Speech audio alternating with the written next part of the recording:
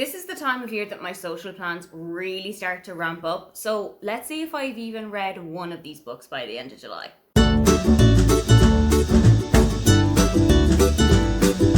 Hi, welcome, come on in. My name is Aoife, and today Friends is going to pick what I am going to read for the month of July. I devised this Friends themed TBR game back at the beginning of 2025, and I've played it every single month since. Last month for my birthday, I had some help from a couple of friends of mine who all gave me the separate episodes that they thought it would be a really good idea for me to match up. This time, however, we are going back to the random episode generator because I have put all 236 episodes of Friends into a random wheel, and it is going to pick out what the 5 books I'm going to have to read in July are. So let's take a look at what we've got.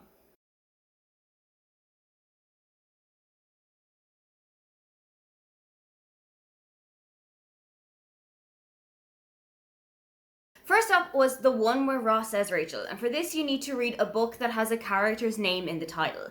For that, I have gone with Dear Miss Lake by A.J. Pierce. This is the final book of the Emmeline Lake series, and it is following Emmy Lake. It is set in London in 1944, so pretty much around the end of World War II. And the characters in this book are actually pretty sure that by the end of the year, around Christmas time, World War II is finally going to be a thing of the past. However, things are starting to get a little bit more difficult. Now, life is going a little bit better for Emmy. She is finally working as the women's war correspondent for Women's Friend, and also her best friend Bunty has escaped to the countryside with her husband Harold, and life is going really well for them. But the best part of all is that Emmy's husband Charles has finally been stationed closer to home. However, tragedy has struck their lives, and Emmy finds that she needs her friends around more than she's ever needed them before. I am so intrigued as to what it is that's going to be happening. Given what I know about 1944 and about World War II in general, I'm kind of picturing what might have happened in their lives, but let's just see where the story takes us.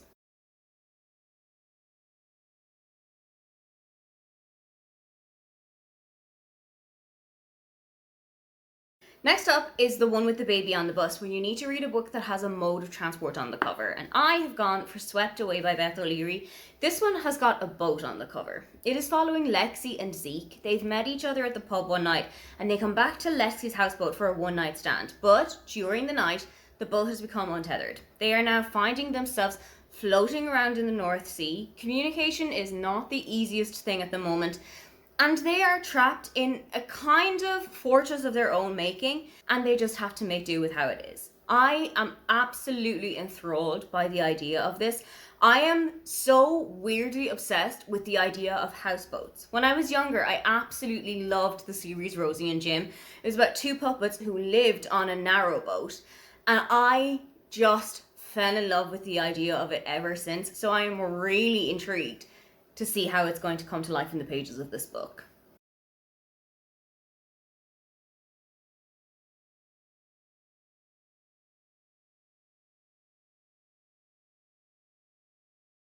Next up is the one where Monica sings, where you need to read a book that is featuring a singer. I have chosen Our Song by Anna Carey. I have heard so much praise for this debut, and I genuinely need to know what the story is about. This is about Laura and Tig. They used to play in a band together about 11 or so years ago, but Laura has left the music industry aside. Tig is still going, and she actually hears a song of his on the radio one day. And it's giving her a little bit of FOMO and a sliding doors of what would have happened if I'd never given up my dreams. Laura gets an email a couple of days later from Tig. He has asked her if they can get back together and if they can continue working on a song that they left aside 11 years ago. Now, Laura doesn't particularly want to be in the same room as Tig. They've never seen eye to eye, particularly after a huge bust up that pretty much broke the band apart. But they can keep it professional if they have to, right?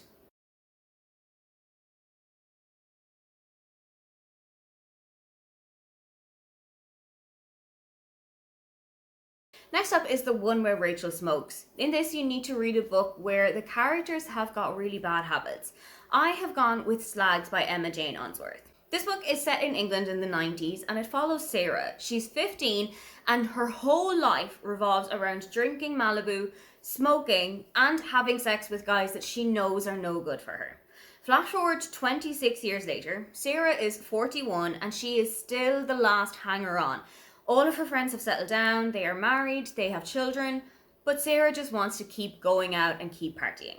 She knows that her party days are numbered and that her last hurrah is on the horizon, so she decides to go out with a bang the only way that she knows how. She is going to invite her sister Julia, with whom she has absolutely zero in common, and the two are going to go on a road trip to Scotland on a whiskey tasting journey.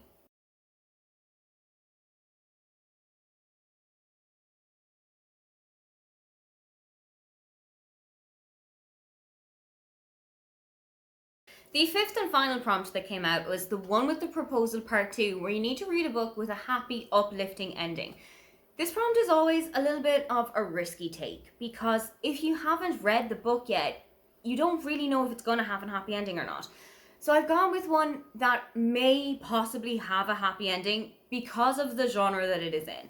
I have gone with Long Story by Vicky Notaro. This is an ARC copy. It actually came out towards the end of May, and I am still so excited to get into this one. It follows Tara, who is a world-renowned actress living in Hollywood, and Alex, her best friend of 15 years, who is still living back at home in Dublin and is working as a podcaster. The two of them had a pact. A man was never going to come between the two of them, and they were never going to go after the same guy. That pact was shattered. In his new autobiography, Shane has just let the world know what his relationship with Alex was like, and also what his relationship with Tara was like. I am intrigued as hell by this book. I really loved Reality Check when I read it back in May, and I am so hopeful that this is going to have the exact same chaotic but cozy vibes that had. Those are 5 books that hopefully I am going to concentrate on for the month of July. What is one book that you have got on your sights for the next month? If you would love to leave me a comment but you can't think of anything you'd like to say, then just leave me a sunshine emoji. Don't forget to like and subscribe because I have new videos up every week. Now, get on out of here.